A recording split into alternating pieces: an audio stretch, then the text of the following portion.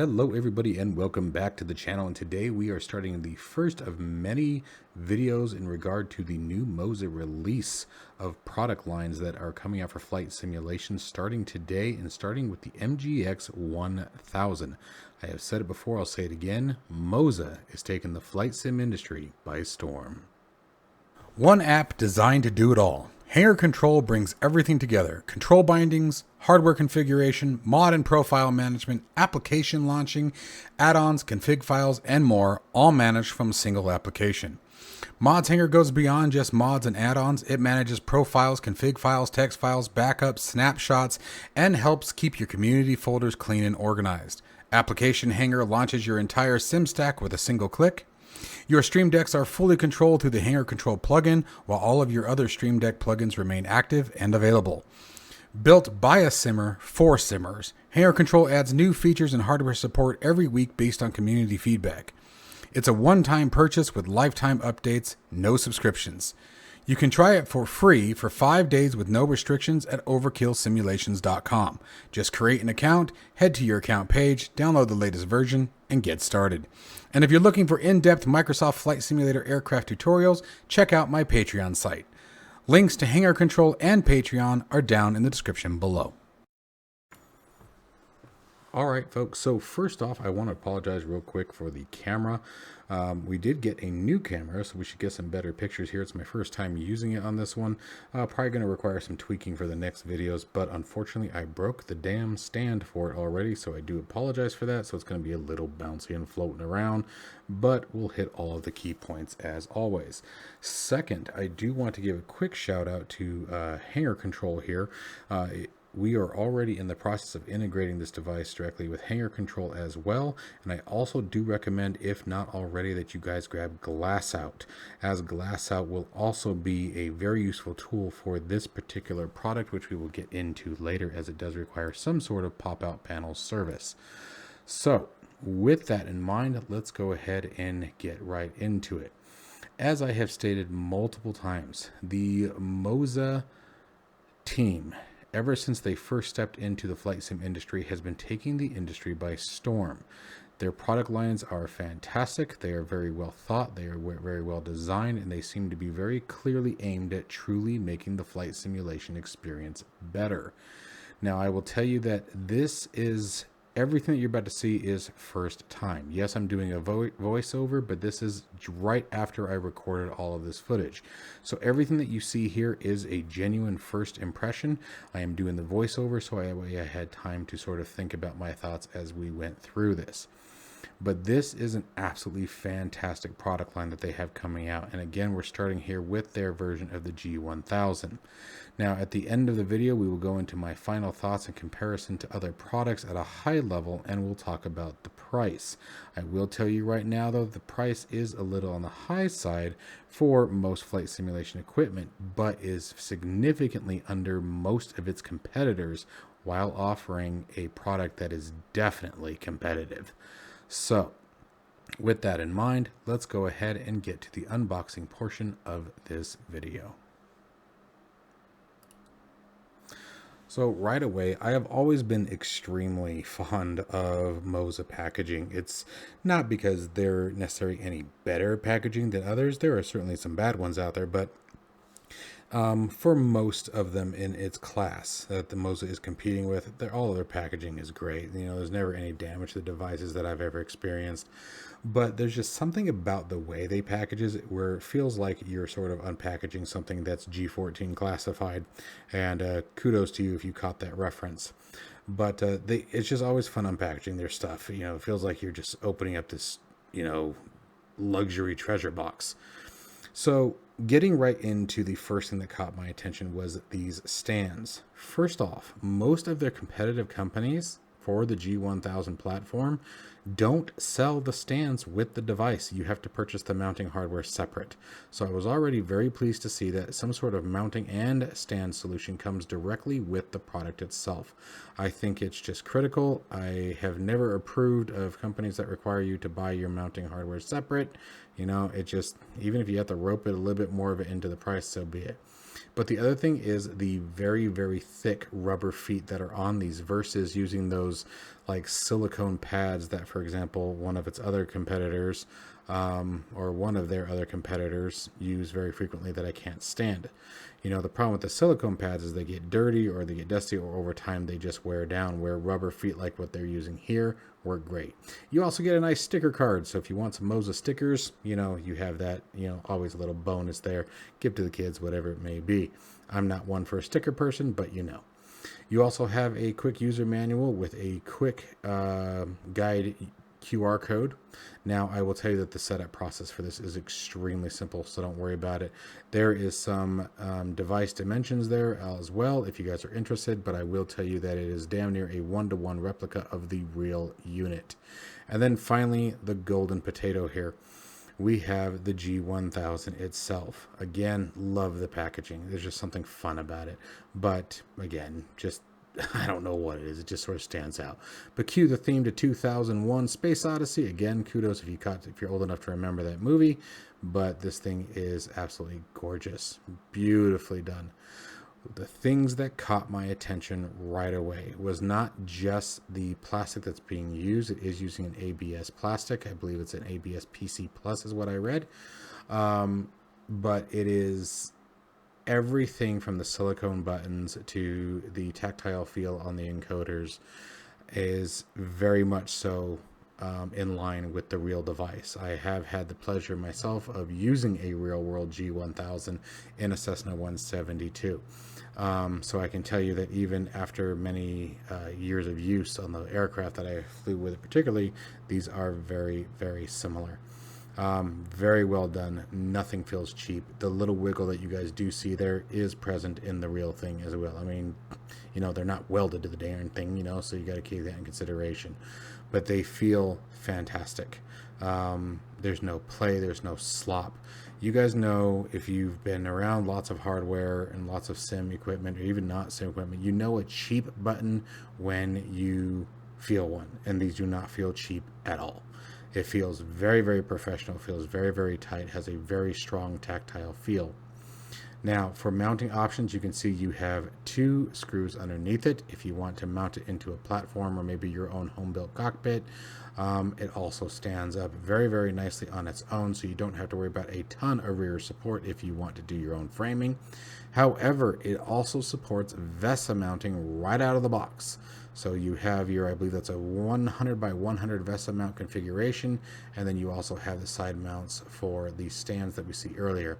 Uses USB 3.0 and a simple power supply for connection, so no worry about sparing HDMIs or display ports or coming up with HDMI to USB adapters. No need for this particular device. Again, another big plus that I was very, very happy to see. Now, we're going to get more into the display later, but I will tell you it is a 1024 by 768 IPS display running 500 nits of brightness. So that is also really, really nice, and you guys will see all that in action. So what we're going to do now is we're going to put the stands on it, and then I will show you guys what that looks like afterwards, and then we'll get into the sim. Okay, so what I did here is I used the higher profile for the stands. You have 2 different screw holes there, so you can bring it a little bit lower if we wanted to, but I really like it right about where it was. Give a little bit of clearance under the desk. Now, one caveat that I will tell you is that these screws are heavily painted, at least mine were. So you really do want to make sure that you get your Allen key down in there really tight, otherwise you could risk stripping the head. With that in mind, just throw one on the floor, by the way, if you're bored. But with that in mind, also make sure that you remember you're not mounting this to an aircraft carrier, okay? It just has to snug up and then you're good. Okay, don't over tighten it. It is plastic, you know, on the base. If you guys over tighten them, you will absolutely strip those threads right out of it. So please remember, you are not trying to secure the Titanic, okay? Anyway, she's gone. It's time to let her go. All right, folks, so we are now in the sim. Now, don't worry, you guys are going to see obviously what we're here for, but we're going to walk you through some configuration. So here is the MOZA Cockpit software. Now, so far, this has been extremely easy. I am doing this for the first time with you guys. I like to show firsthand experience. So what we're going to do now is I'm going to walk you through the configuration and setup pieces, and then we are going to go into the fine details and the press release information as far as what this panel is all about, how it's built, etc. So first thing, you want to make sure that your simulator is configured. Okay, you want to make sure that telemetry service shows connected. It doesn't matter which one you're using. You can see we're on 2024, but 2020 is also in here as well. Then we're going to go to the MGX-1000. There will also, when you first launch, you will likely have to update the software, and there will likely be a button the first time you plug in. It will say activate for the MGX-1000. Okay, so you want to make sure that you tell it to activate it. So we're going to open this up. Now it does render as another monitor. So for example, if we open up our display settings, we can come here and it identifies as monitor 3 for me. Okay, so then you can select which screen are you wanting it to control. Is it the PFD or the MFD? So if you get 2 of them, and then for the actual display, okay, you need something like Pop-Out Panel Manager. Now, Pop-Out Panel Manager is an absolutely fantastic application. However, at this current stage in time in the life of flight simming, I highly recommend Glass-Out. I know this sort of sounds like I'm sort of selling my own tool here, but Glass-Out also directly integrates with hanger control now, and for its touch panel functionality, and it is extremely easy, and I'm going to show you guys exactly what that looks like in about 2 seconds here. So pretty much that's where we are at right now. Okay, so everything here goes very, very simple. Now, here's the cool part, is when it comes to the MGX, that's it. We can go back to throttle panel settings. I'm not sure why it's titled as throttle, but you guys can see here are all the buttons. You can see all your activation, everything lights up here. Okay, you have a brightness sensors, different controls that you can configure and how you want to set this up. Light mode, this is telemetry, and what this basically means is it's taking whatever you have configured in the sim. I'm going to show you more what that looks like here in a little bit. We're going to put that back where it was so that way you guys can see it change. And signal hold time, if the game becomes unresponsive to signals or experience signal loss, you know, you can increase the interval. So basically if it starts lagging or if you start not seeing your input showing up, you can increase, and that should help. Okay, so that's where we're at so far, guys. So now let me get this up, and then I'm going to show you guys the glass out portion of this, because this is super cool. So for glass out, I'm simply going to launch the application. I already own it, and that is from Flying Art. Absolutely fantastic piece of software. It is a beta version at the moment, but here it is. So all I'm going to do here is I'm going to come down to profiles. In my case, I've already created something for the 1000, funny enough, and it's going to bring up, oops, hold on. We actually want Discover. I'm sorry. Discover was the button I wanted. And what we're going to look for is we have the working title G1000 MFD, and then here is our PFD, and we're going to hit open. Now when we open it, it popped up on my other monitor. Come on, come here. There it is. This is what you're presented with. We don't need this anymore. Just minimize it. It does need to be running. So we're going to take this, and I'm now going to move it over to our touch panels, or not our touch panel, our G1000. Okay, so now back onto the portable here. You guys can see we have our glass out window. I'm just simply going to drag that over, bring that into my field of space. Now the thing that I like, that I do the same thing with hanger control, I'm glad that he thought about the same thing, is having that toggleable title bar. You hit the maximize, and that's it. Now with the MOZA Cockpit software running, and you guys can also see real quick that even on that pad, it's just a simple mouse pad, with the rubber feet, it doesn't move. But with the MOZA Cockpit software running and the sync option enabled, there was no key bindings, no configuration changes, literally plug and play. Now, acceleration on the encoder, at least for the heading bug, seems to be something that is missing, but I'm just as guilty with hanger control. It is a real pain setting up acceleration. I don't know why, but it is. Anyways, but again, all of the buttons feel absolutely fantastic. This thing was so cool, and it was so nice when it finally came to life. You know, there was a moment there where I sort of paused when I first maximized it. It just looked super cool. And what I really appreciate about this one, again, I know it sounds silly, but is the stands. The stands are very, very well thought out. This thing did not budge, and it is on a very slick, the mouse pad that I have, the keyboard pad that you guys saw there, the gaming pad, is very slick. It's not rigid at all. It offers very, very free, very, very smooth movement, of course, because it's a mouse pad, right? And the fact that I was able to push on those buttons and it didn't move at all is a great sign. Now you guys can see that around it I have a gloss topped desk. It didn't move at all there either. I mean, it stuck like glue to the smooth surface of the desk. So the more strict of a surface you get, even the better. Now, the one thing that I did struggle with, and I don't know if I'm missing something, I could be, is brightness. As far as manual brightness control, I could not determine a way to control that. There was a telemetry option as well, as you guys saw in the previous shot when we were showing the MOZA Cockpit software. I could not get that to work, so I don't know if I'm just missing something or if I read something wrong. It could totally be user error, but also please remember this is a beta as far as the release for the software. But it was totally, if that's the biggest gripe that I have right now, and it truly is, I will tell you guys that little teaser to the end of the video. That is the only gripe I've got. Of course, we had to enjoy that fabulous moment of always removing that cellophane from a brand new piece of hardware. Always fun removing that from a display. It's like the best part of opening up like a new TV or getting a new cell phone. Don't ever let anyone else take the plastic off. It's literally the best part. It's what you paid money for. So now that we've sort of gone through most of this, you guys can see me controlling the brightness here. It gets very, very bright. Now the camera did okay picking up the brightness, but it still was not near showing how bright that display actually gets, and on the contrast, how dim it gets. So very, very nice, very clear display. I was very impressed with it. All right, so now let's talk about the part that everyone is probably wondering: price. The MOZA MGX-1000 is listed in the reviewer materials at $449 US. And I'm going to be honest, after using it just for this short period of time, that price surprised me, but not for what you think. Because when you look at what it actually is, it's not just a screen, it's not just a plastic button frame, it's not just a generic panel that you have to fight with for an hour before it does anything useful.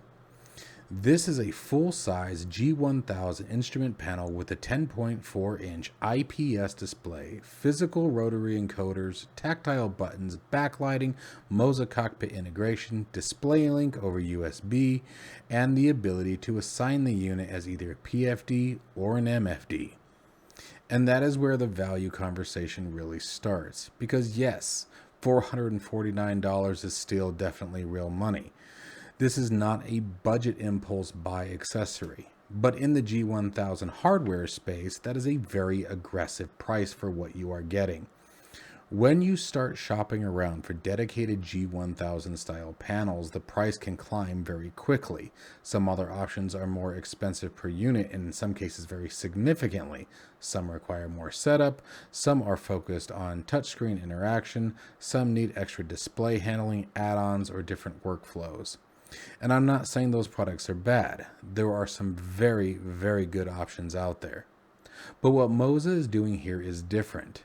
They are giving you a polished, purpose-built, true-sized G1000 style panel that feels like it belongs in a serious sim setup, but without pushing it into a full professional cockpit pricing. And to me, that's the biggest selling point, is it's not just one feature, it's the combination of everything. So first, the screen. Again, the 10.4-inch IPS display running 1024 by 768 with up to 500 nits of brightness. That matters because the G1000 is not just showing big numbers. You are looking at altitude information, tapes, engine data, maps, navigation information, flight plan, data, soft keys, and any other thing that you guys can think of. It has to be shaped correctly, it has to feel like an avionics display, and not like some slapped on random monitor behind a frame that was 3D printed in a garage. Second, the controls. The knobs have weight, as I was saying before. The buttons are tactile. The Alps 7-way switch, which gives you the directional input and zoom style logic and the press functionality, that matters because the G1000 experience is physical. You are constantly turning knobs, pressing soft keys, changing pages, adjusting range, entering data, and managing the airplane through that panel. This is where hardware beats the mouse interaction every single time. I have always stated the biggest immersion killers are keyboard and mouse. Third is the setup. And this is honestly one of the biggest things that impressed me the most, as I said earlier. Setup was just stupid easy. I opened the MOZA Cockpit, connected the MGX-1000, activated it when prompt came up, and made sure the Microsoft Flight Simulator was connected, loaded into the aircraft, and I was ready to go. That was it. For someone who has already watched the video and already seen the steps, from the time that you have it at your door to the time you're flying in your sim with it, could probably be realistically less than 10 minutes. Flight sim hardware can be amazing once it works, but we all know how often once it works becomes the entire story. Drivers, plugins, display detection, pop-outs, profiles, bindings, firmware, Windows being Windows, good old Microsoft. It becomes a whole project before you ever even get to fly. With this, MOZA made the setup feel like a consumer product and not a science experiment. Fourth, the DisplayLink. This panel does not require me to burn another HDMI or DisplayPort output from any of my graphics card. It carries the display over USB 3.0 using the DisplayLink, and that much is a bigger deal than it sounds. As you all know, probably from previous videos, I have built a full 3 triple screen 55-inch TVs cockpit for my motion pit. And I had to use not 1, not 2, but 3 USB to HDMI adapters in order to save some HDMI space on the graphics card because I had those big triple screens. Each of those adapters were about $60 a piece. So that's after buying the hardware. Then you have to buy the adapters to make it work. Then you have to make sure that you have enough USB hubs and enough power on those hubs, yada, yada, yada. So the fact that it's a simple plug and play through USB 3.0 with a power supply is actually a really big deal. And finally, the big one here for me, again, you guys heard me talk about it multiple times, is mounting. You can use the included desktop stand, mount it to the profile rig, or use the 75 by 75 correction on my earlier 100 by 100 VESA mounting, or use bottom mounting points for a more permanent setup as we discussed earlier. So if you're a desktop flyer, it works. If you're building a cockpit, it works. If you eventually want to run 2 units side by side as PFD and MFD, this is clearly part of the design. The other touch point that I missed earlier is that it's also very clearly designed to go around things like the MOZA AY210 yoke, or the force feedback base, Okay, and that brings me to the bigger point. What MOZA is doing right now in flight simulation is not random. This is not one product thrown into the market just to see what happens. They are very clearly building an ecosystem that is very rapidly starting to develop. With each year that they pass around, there is significant updates to their products and a significant outlook change on their product line. They are digging deeper and deeper, and honestly, other developers should be a little worried at this point now. So, with all said and done, I am extremely impressed with this device. I definitely give it the full 5 stars already, even though it's in a beta, even with minor things in my opinion, such as not being able to control the brightness. Like I said, that could have been my fault. I might have been doing something wrong or misunderstood something. But this product is definitely worth every penny in my personal opinion. And again, I would challenge you all to please, before you worry about the price and thinking it's too high, go look at its competitors. Just look up G1000s for, flight simulation. Also remember, this does support both Microsoft Flight Simulator and X-Plane, all variants of each one, minus X-Plane 10, right? So 2020, 2024, X-Planes 11 and 12. And pretty much any aircraft that uses the native G1000. So a ton of options here. And then when you start looking at integrating software like hangar control or other softwares that are similar, you can take that panel and do whatever you want with it. I can tell you that it already does get detected in hangar control, and buttons, knobs, etc. are available for programming. So let me know what you guys think down in the comments below. Stay tuned for many more product information releases coming out of the MOZA warehouse this week. And as always, folks, above everything else, stay safe and healthy. I'll see you in the next one.